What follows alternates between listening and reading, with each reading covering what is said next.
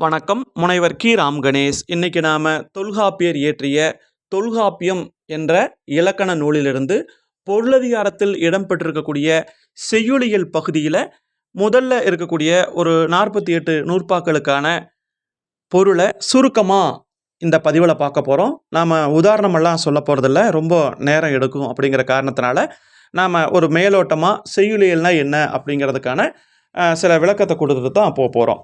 முதல்ல செய்யுள் அப்படின்னா என்னன்னு நம்ம தெரிஞ்சுக்கலாம். செய்யப்பெறுவது செய்யுள். அது இன்றைக்கி பாட்டு அப்படிங்கிற பொருளில் சுருங்கி போயிருச்சு. அதாவது படைக்கப்பெறக்கூடிய இலக்கியம்தான் செய்யுள் அப்படின்னு சொல்லி தொல்காப்பியர் குறிப்பிடுறாரு.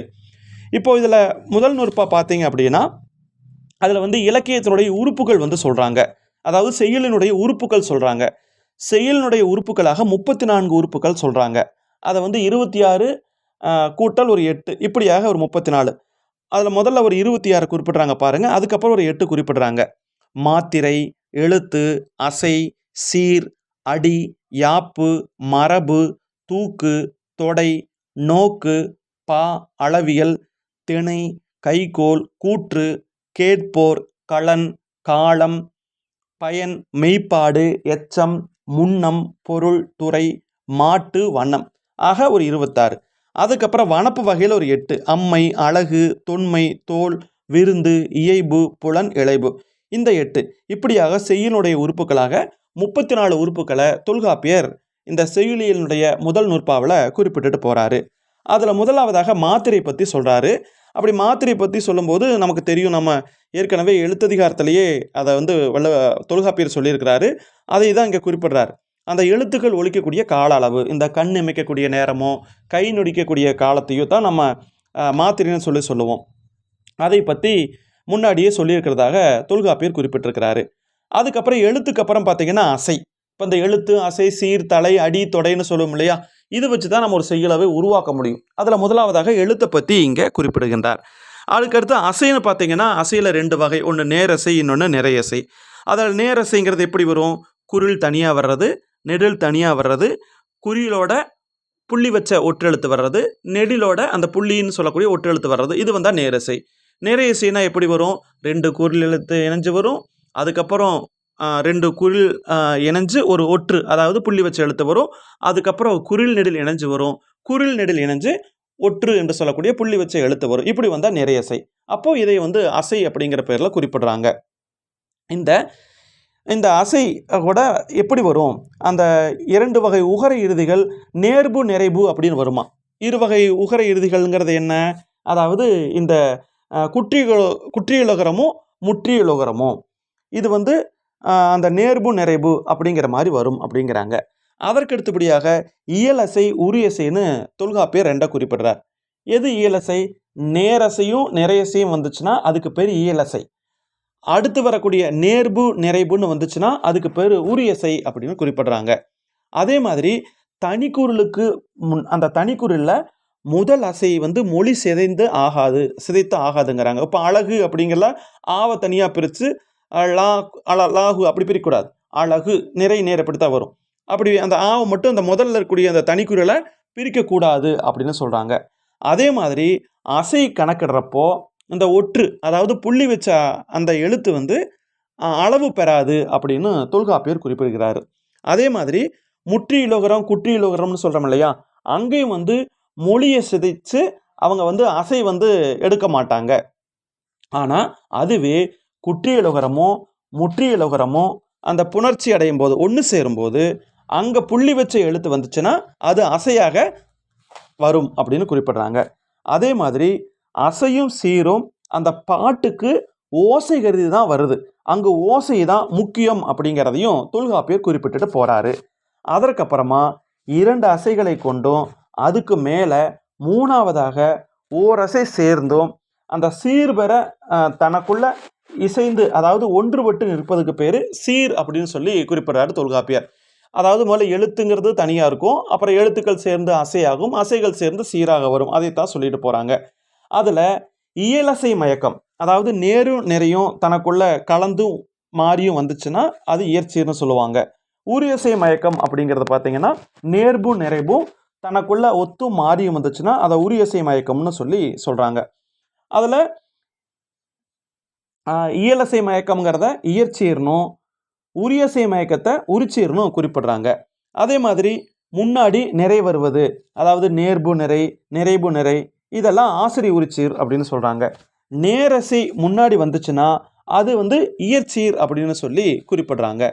அதே மாதிரி அந்த நேர் நிறை அப்படின்னு சொல்லக்கூடிய அந்த இயல் அசைகளுக்கு முன்னாடி உரியசை வந்துச்சுன்னா, அதாவது நேர்பு நிறைவு வந்துச்சுன்னா, அதை வந்து நிறையற்று இயற்சீர்களுடைய அடிப்படையில் கொண்டு போய் அதை தலை பெறும் அப்படிங்கிறாங்க. தலைங்கிறது சீர்கள் சேர்ந்து தலையாகும். இப்போ எழுத்துக்கள் சேர்ந்து அசையாவது போல, அசை சேர்ந்து சீராவது போல, சீர்கள் இணைந்து தலையாகும். தலை என்பது ஒன்றோடொன்று பிணைக்கப்படுவது.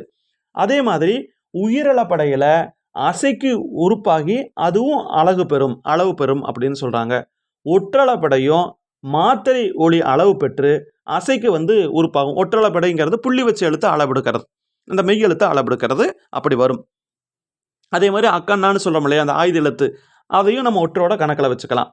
அதே மாதிரி இயற்சீர் இறுதிக்கு முன்னாடி, அதாவது இயற்சீர் 4னுடைய இறுதியில் நேர் வர்றது, அது வெண்பான்னு சொல்கிறாங்க. இப்போ நேர் நேர் நேர் தேமாங்காய், நேர் நேர் நேர் கூவிளங்காய், நிறை நேர் நேர் புளிமாங்காய், நிறை நிறை நேர் கருவிளங்காய், இந்த மாதிரி.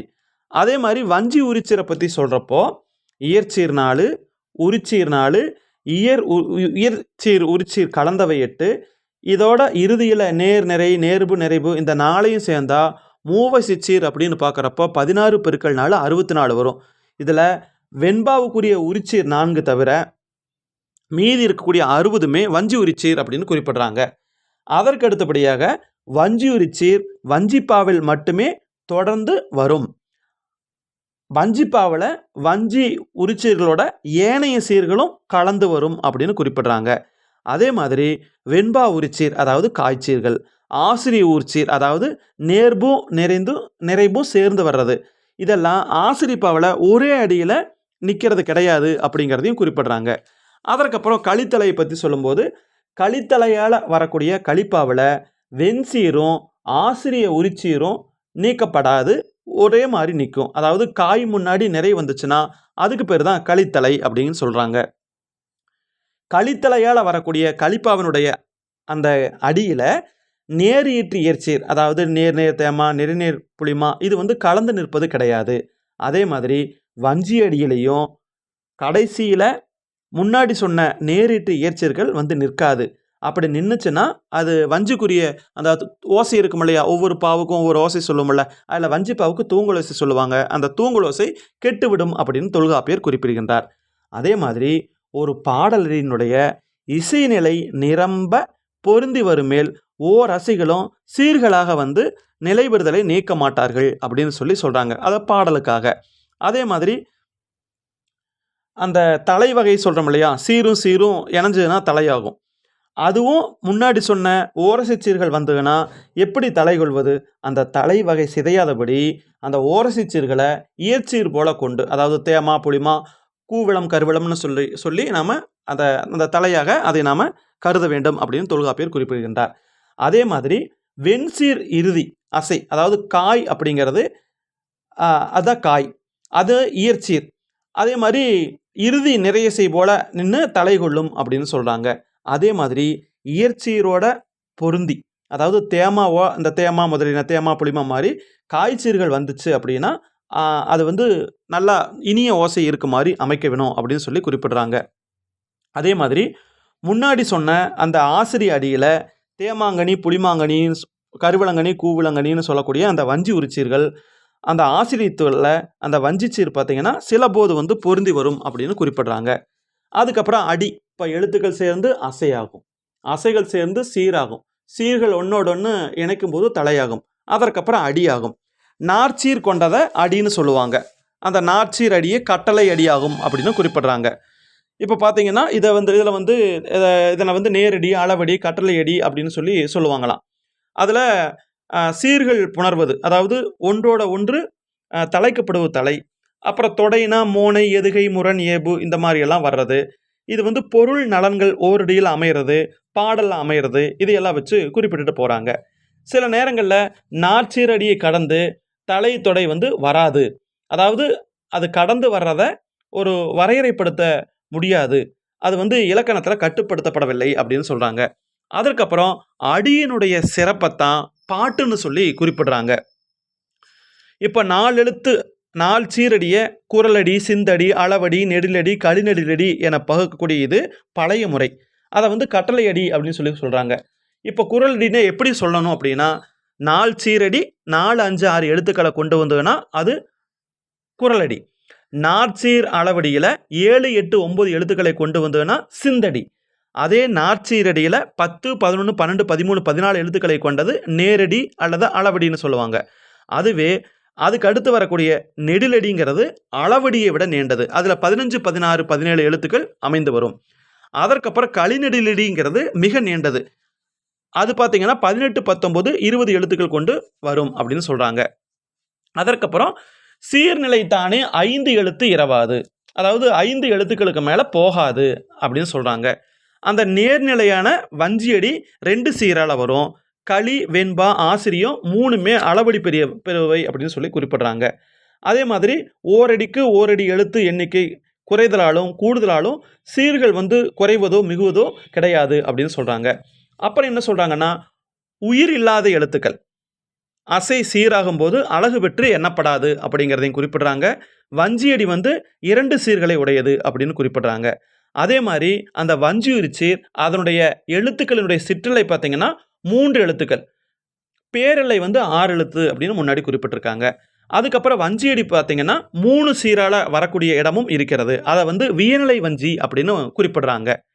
அதுக்கப்புறம் பின்வரக்கூடிய பொருளை குறித்து அடி முதல்ல நிற்கிறது கூன் அப்படின்னு சொல்கிறாங்க. சமநிலை, வியநிலை அப்படிங்கிற 2 வகை வஞ்சிப்பாக்களிலும் அசை வந்து கூனாக வரும் அப்படின்னு தொல்காப்பியர் குறிப்பிடுகின்றார். அதற்கப்புறம் நேரடி என சொல்லக்கூடிய 4 சீர் கொண்ட அடிக்கு சீர் கூனாக வரும். ஆசிரியம், வெண்பா, கலிப்பாவிற்கு இந்த கூன் அமையும் அப்படின்னு குறிப்பிடுறாங்க. அதுக்கப்புறம் இதில் எழுத்து எண்ணி எப்படி சொல்கிறாங்கன்னா, குறளடி, சிந்தடி, அளவடி, நெடிலடி, கடிநெடிலின்னு சொல்கிறாங்க இல்லையா? இப்படி சொல்லும்போது 5 அடிகளும் மொத்தம் எத்தனை என பெருக்கிறப்ப 625 அப்படின்னு சொல்கிறாங்க. 4 எழுத்துலேருந்து 20 எழுத்து வரை அப்படிங்கிறதுனால 17 எழுத்து எண்ணிக்கை அடிப்படையில் இவை அமைக்கப்பட்டுள்ள அப்படின்னு குறிப்பிடுறாங்க. இதனால் ஆகக்கூடிய சீர் வகைகள் அசைச்சீர், இயற்சீர், ஆசிரி உரிச்சீர், வெண்சீர், வஞ்சி உரிச்சீர் இப்படியெல்லாம் வரும். இப்படியெல்லாம் சொல்லி ஒரு கணக்கு பண்ணி ஒரு 625ன்னு குறிப்பிடுறாங்க. இப்போ நாம் சுருக்கமாக தான் இதை குறிப்பிட்டிருக்கிறோம். இதை நீங்கள் விரிவாக நீங்கள் இந்த செய்யுளில் படித்து பார்த்தா தான் விளங்கும். மிக்க நன்றி.